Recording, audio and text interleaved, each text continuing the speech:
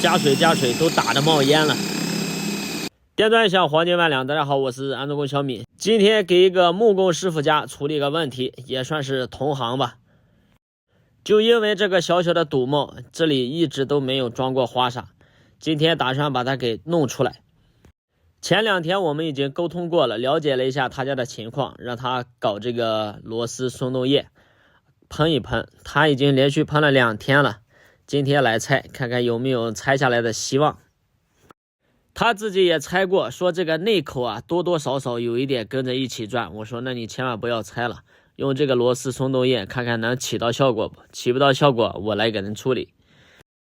像这种情况也不是说我们拧不动，那你力气大也没用，直接把内口给它拧转了，那就报废了。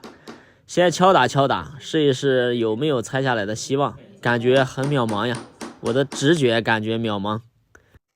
拍摄可能看不到，其实它一点动的痕迹都没有，内口跟着一起转。算了，改变方案，先上一个麻花钻头，把它打通了，先开一个孔。本以为这个堵帽是个铜的，但是打进去的一瞬间发现它竟然是个铁的。这是铁包铜吗？还是铜包铁呀？是我的麻花钻头不够快呀，还是电钻的转速慢呀？感觉上去没什么动静。还是上一个三角钻头吧，三角钻头这个全新的，很快的，很锋利。三角钻头我们是用来打瓷砖的，但是打不了地砖，但是打这个铁那是刚刚快，瞬间就出水了。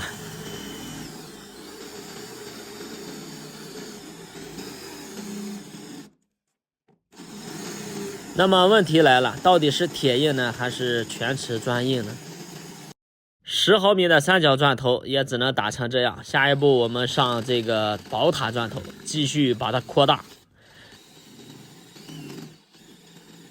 担心我的宝塔钻头太长，别把后边的管给打穿了。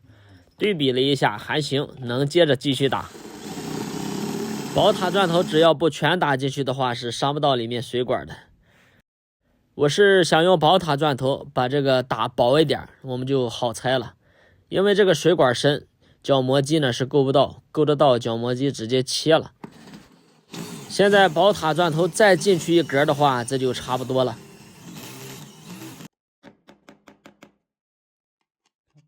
还是有点厚，再来一下。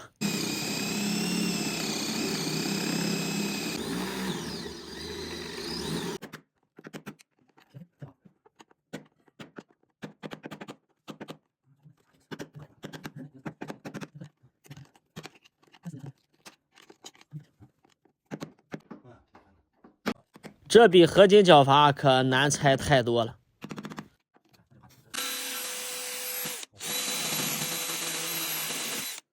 还是这个洗刀给力，最后的这个环节必须踏上。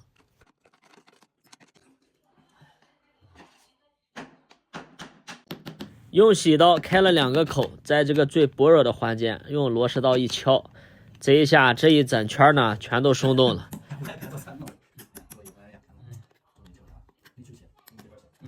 经常掏脚阀呢，一定要买一个大钢钉啊，这个大钢钉很好用的。用这种铁堵头，你想不生锈才怪。而且它铁的就算了，缠的还是麻遇水一生锈，那更拆不下来。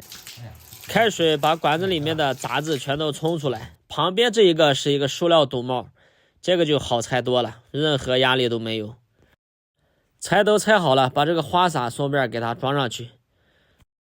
左边的这个热水管太深了，这个曲角呢用不了，太短，到我的车上得给它找一个长一点的。在我的包里没找到，得到车上拿。平时我安装的这些东西，像这些小配件，到我车上还没有搞不到的，一般是不用客户出去乱跑再买了。对比一下，比他那个应该长个半公分左右，那么半公分呢就足够了。这是用曲角在4口里面带出来的东西，大家看一下，这个黑黑的东西呢，就是当时缠的麻，这个麻呢已经生锈腐烂了。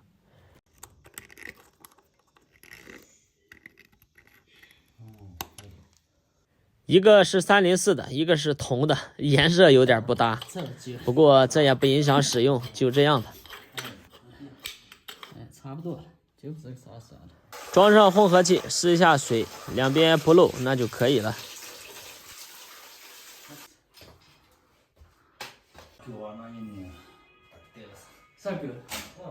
之前热水器上单独拉过来一个小喷头用来洗澡，现在也给它退休了。这两根波纹管呢，直接和热水器连接，给它摆弄一下这个姿势。各项功能一切正常，完活。总共干了差不多1个小时，这个活呢打5折，大家猜猜5折是多少钱？